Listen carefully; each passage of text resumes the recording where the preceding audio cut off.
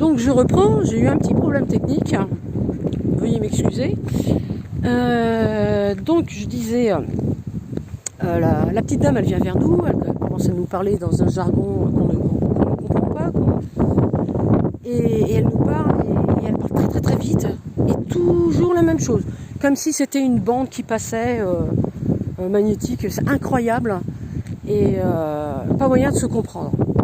Ok, elle avait des yeux, ça c'est quelque chose que j'oublierai jamais, noir de braise, vous voyez mais noir de chez noir, avec comme une lumière à l'intérieur, comme de la braise. Et ce qui est extraordinaire, c'est que quand elle nous regardait, on avait l'impression, c'est même pas une impression, c'est qu'on l'a constaté, puisqu'après on en a reparlé ensemble, que son regard nous traversait. Elle nous regardait sans vraiment nous regarder. Son regard nous traversait, nous transperçait. C'est comme si elle nous voyait pas, et pourtant elle s'est arrêtée net devant nous et elle nous a parlé. Donc c'est qu'elle nous a vus. On ne l'a pas touchée, j'aurais bien aimé, hein, pour voir, mais sur le coup on ne savait pas qu'en fait c'était un désincarné. Cette petite dame, certainement que tous les jours, à la même heure, il aurait fallu qu'on y retourne le lendemain pour reparcourir le même chemin, et on s'est retombé sur elle à la même heure quasiment.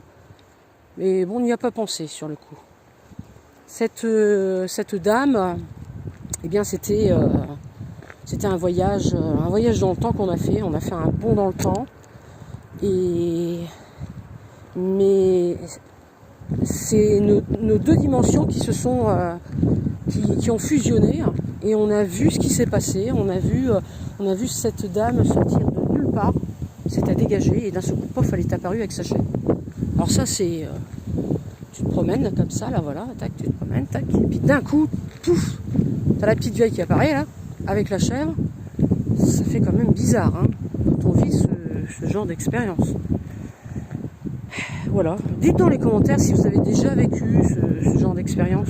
Ça m'intéresserait de faire des échanges, des partages. Alors, j'aimerais vous parler aussi d'une autre expérience que j'ai eue lorsque j'avais 15-16 ans. C'était chez moi, dans la cour. Sur mon terrain, je voyais des phénomènes bizarres. Je voyais des lumières, des ombres, enfin bon, ce que tout le monde plus ou moins peut voir. Jusque-là, rien d'exceptionnel. Là où ça devient assez étrange, c'est quand à un moment donné,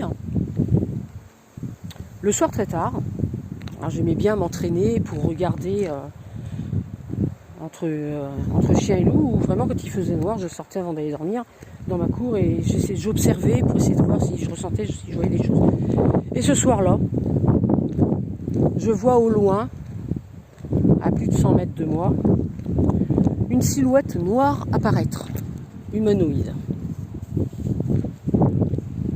Comme si cette personne-là avait une combinaison noire roulante sur elle. J'ai pas vu en détail le visage, les yeux, tout ça. Je peux pas vous dire si elle avait vraiment le visage d'un humain, mais elle ressemblait à un humain, hein, physiquement, les jambes, la tête, tout.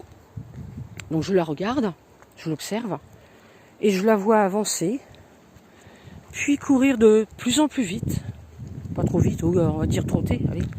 Et puis à un moment donné, elle s'est mise carrément à quatre pattes.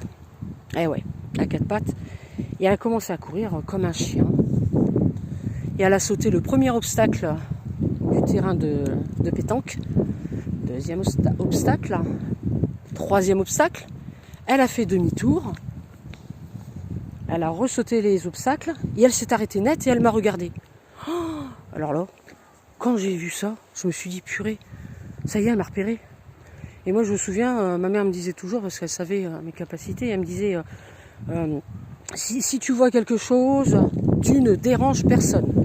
Tu regardes, mais tu n'y vas pas. J'ai pas bougé, j'ai regardé, mais elle m'avait repéré. Et à ce moment-là, j'ai eu une trouille parce qu'elle avait des yeux rouges. Et d'un rouge à vous glacer le sang. Et Et ensuite, elle s'est remise en position debout et elle a continué sa route. Et elle a disparu. Elle a disparu. Le lendemain, même heure. J'ai dit, purée, j'aimerais bien la revoir encore une fois quand même, en essayant cette fois-ci de ne pas la déranger, mais c'est de voir un petit peu plus. Mais qu'est-ce que c'est que ça? Donc je regarde, et elle réapparaît une seconde fois. Une seconde fois. Au moment où elle apparaît, je l'observe, elle refait la même chose. Elle apparaît, elle commence à courir, elle saute les obstacles en position comme un animal à quatre pattes.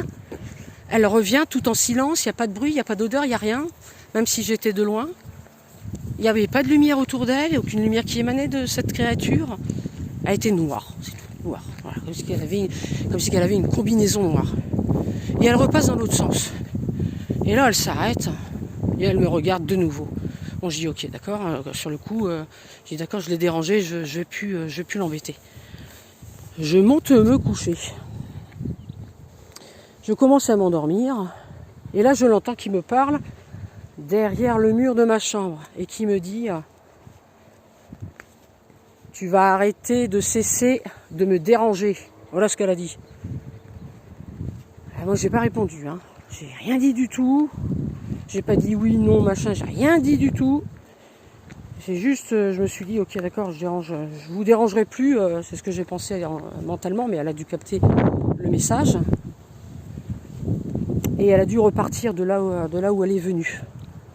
Et moi, depuis, je ne l'ai jamais revue.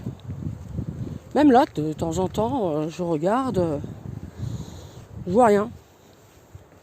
Je sais qu'il y a 35-40 ans de cela, ma mère avait vu la Dame Blanche traverser le stade d'Épeville. Et oui, dans toute sa longueur, elle traversait le stade. Et elle avait des longs cheveux blonds. Il y avait beaucoup de lumière qui sortait d'elle. Ça, c'est incroyable. Incroyable. Parce qu'elle était grande, elle était mince. Quand tu vois ça en pleine nuit, à minuit, ça fait quand même peur. Voilà. Ça, c'est pour les expériences. J'en ai encore plein comme ça, si ça vous intéresse. Bon. Sur ce, je vais vous laisser. N'hésitez pas à m'envoyer des commentaires, me poser des questions. Et si je sais, si j'en ai la réponse, je vous la donnerai. Partagez-moi vos expériences. Allez-y. N'hésitez pas. N'hésitez pas. Une bonne journée à vous. Et je vous dis à bientôt.